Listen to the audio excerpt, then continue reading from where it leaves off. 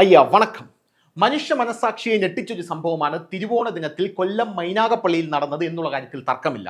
ഫൗസിയയും കുഞ്ഞുമോളും നബിദിനത്തിന് വേണ്ടിയിട്ടുള്ള പുതുവസ്ത്രങ്ങളെല്ലാം എടുത്ത് റോഡ് മുറിച്ച് കടക്കുന്നതിനിടയിൽ മദ്യലഹരിയിൽ വന്ന അജ്മൽ എന്ന് പറയുന്ന യുവാവ്, കൂട്ടത്തിൽ ശ്രീകുട്ടി എന്ന് പറയുന്ന ഒരു പെൺകിടാവും ഉണ്ടായിരുന്നു.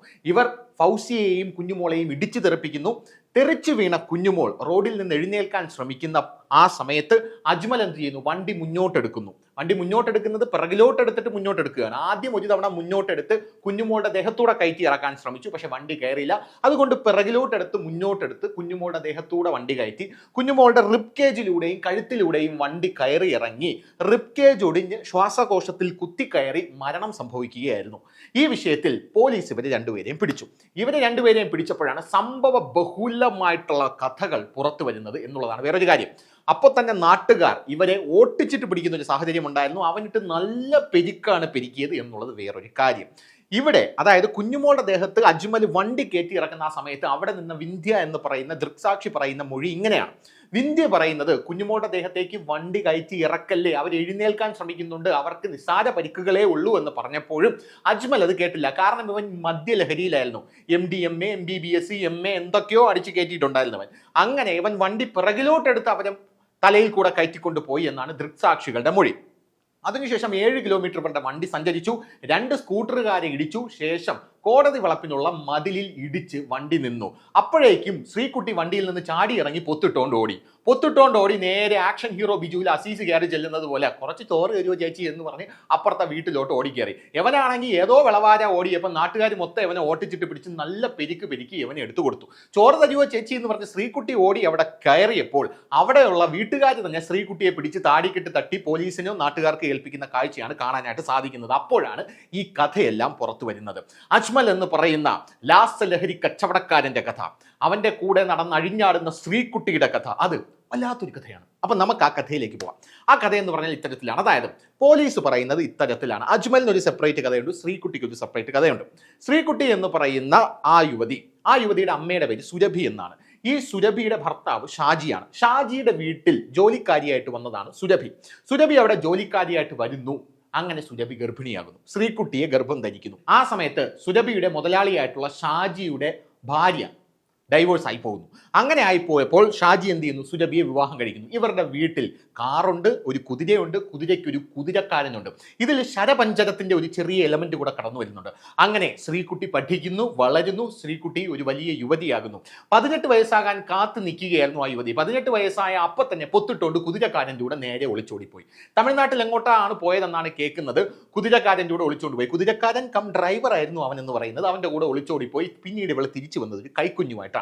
ആ കൈക്കുഞ്ഞുമായിട്ട് തിരിച്ചു വന്ന ശ്രീകുട്ടിയെ വീണ്ടും അവർ സ്വീകരിച്ചു, പഠിപ്പിച്ചു, ഗൈനക്കോളജിസ്റ്റ് ആക്കിയ ശേഷം ഇവരെന്ത് ചെയ്തു? വീണ്ടും ഒരു കല്യാണം കഴിച്ചു. ആ കല്യാണം കഴിച്ചു കഴിഞ്ഞപ്പോൾ അവൻ എവളെ സഹിക്കാൻ വയ്യാതെ ചേക്ക കിട്ടണില്ല എന്ന് പറഞ്ഞുകൊണ്ട് ഇറങ്ങി ഓടിക്കളഞ്ഞു. അങ്ങനെ അതും ഡൈവോഴ്സിൽ കലാശിച്ചു. അതിനുശേഷം ശ്രീകുട്ടി വലിയത്ത് ആശുപത്രിയിൽ ഗൈനക്കോളജിസ്റ്റായിട്ട് ജൂനിയർ ഡോക്ടറായിട്ട് ജോലി നോക്കുന്ന ആ സമയത്താണ് അജ്മലിന്റെ കടന്നുവരവ്. ഒരു നൈറ്റ് ഡ്യൂട്ടിയിലാണ് അജ്മലും പിന്നെ ശ്രീകുട്ടിയും കണ്ടുമുട്ടുന്നത്. ഞാൻ പോലീസ് ഉദ്യോഗസ്ഥനാണ് എന്നെന്തോ പറഞ്ഞാണ് അജ്മൽ ശ്രീകുട്ടിയുമായിട്ട് പരിചയപ്പെടുന്നത്. അങ്ങനെ ശ്രീകുട്ടിയും അജ്മലും പരിചയത്തിലാകുന്നു. ഈനാമ്പേച്ചിക്ക് കൂട്ട് മരപ്പട്ടി എന്ന് പറയുന്നത് പോലെ രണ്ടുപേരും ഒരുമിച്ച് മദ്യപാനവും MDMA അടിയൊക്കെ തുടങ്ങുന്നു. അങ്ങനെയാണ് കഥ ഇതുവരെ എത്തി നിൽക്കുന്നത്. ഇതാണ് ശ്രീകുട്ടിയുടെ ഒരു കഥ എന്ന് പറയുന്നത്. ഇനി അജ്മലിന്റെ ഭാഗത്തേക്ക് വരികയാണെങ്കിൽ ഈ വേട്ടാവളിയൻ കോളേജിൽ പോയിട്ടുണ്ടെന്നാണ് പറയുന്നത്. ഇപ്പൊ പറയുന്നു ഡ്രോപ്പ് ഔട്ട് ആണെന്ന്. കോളേജിൽ പോയി, അതായത് SM കോളേജിൽ, കായംകുളം SM കോളേജിൽ ബിരുദ പഠനം പൂർത്തിയാക്കി ഇല്ല എന്നാണ് നാട്ടുകാർ പറയുന്നത്. ഇവൻ അവിടെയുള്ള പെണ്ണുങ്ങളെല്ലാം കറക്കി വീഴ്ത്തുന്ന ഇവന്റെ സ്ഥിരം പരിപാടിയാണെന്ന് പ്രദേശവാസികൾ പറയുന്നുണ്ടെന്ന് പല മാധ്യമങ്ങളും റിപ്പോർട്ട് ചെയ്യുന്നു.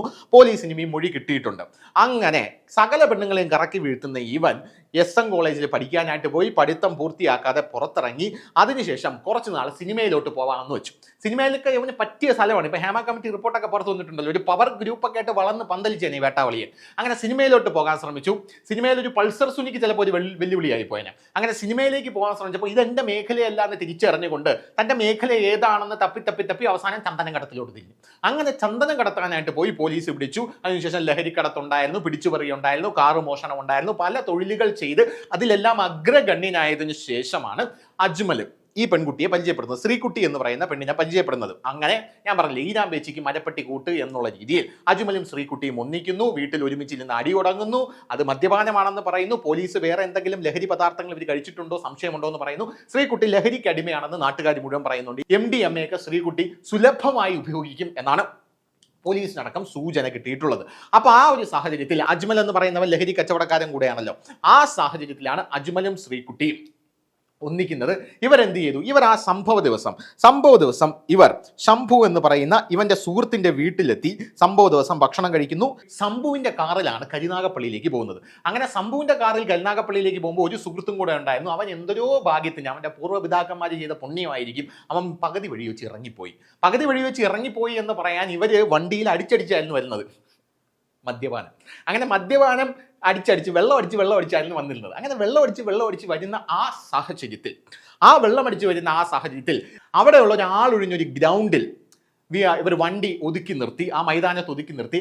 അജ്മൽ ശ്രീകുട്ടിക്ക് ഒഴിച്ചു കൊടുക്കും, ശ്രീകുട്ടി അജ്മലിന് ഒഴിച്ചു കൊടുക്കും, അജ്മൽ ശ്രീകുട്ടിക്ക് ഒഴിച്ചു കൊടുക്കും, ശ്രീകുട്ടി അജ്മലിന് ഒഴിച്ചു കൊടുക്കും. അങ്ങനെ അടിച്ച് കിണ്ടിയായി ഓമാര് വണ്ടി എടുത്തുകൊണ്ട് റോഡിലോട്ട് ഇറങ്ങിയാണ് ഈ കുഞ്ഞുമോൾ എന്ന് പറയുന്ന സ്ത്രീയുടെ ജീവൻ കവർന്നത് എന്നുള്ളതാണ്. ഇതിൽ ഏറ്റവും രസകരമായിട്ടുള്ള ഒരു കാര്യം എന്ന് പറയുന്നാൽ, അജ്മലിനെ പിടിച്ചപ്പോൾ ശ്രീകുട്ടിക്ക് അജ്മലുമായിട്ട് യാതൊരുവിധ ബന്ധവുമില്ല എന്ന രീതിയിലാണ് സംസാരിക്കുന്നത്. കാരണം നാണം കെട്ട് നാറി, ഒന്നാമത്തെ കാര്യം. രണ്ടാമത്, ജയിലിടിഞ്ഞാൽ വെളിയിൽ വരാത്ത കേസുകളൊക്കെയാണ്. ഇപ്പോൾ MDMA MBBS എന്തൊക്കെ കേസുകളാണ് വരാൻ പോകുന്നതെന്ന് അറിഞ്ഞു. അതുകൊണ്ട് ശ്രീകുട്ടി ഇപ്പോൾ പോലീസിന് മൊഴി കൊടുത്തിരിക്കുന്നത്, എനിക്കൊന്നും അറിയില്ല, എന്നെ പീഡിപ്പിച്ചു, പോരാത്തതിന് 8 ലക്ഷം രൂപയെ സ്വർണ്ണാഭരണങ്ങളും എൻ്റെ കയ്യിൽ നിന്ന് കവർന്നു, എന്തൊരു മഹാപാപിയാണ് അവൻ എന്ന രീതിയിലാണ് ശ്രീകുട്ടി സംസാരിക്കുന്നത്. പക്ഷേ പ്രദേശവാസികൾ പറയുന്നത് അജ്മൽ ഇവളുടെ വീട്ടിൽ നിത്യസന്ദർശകനായിരുന്നു.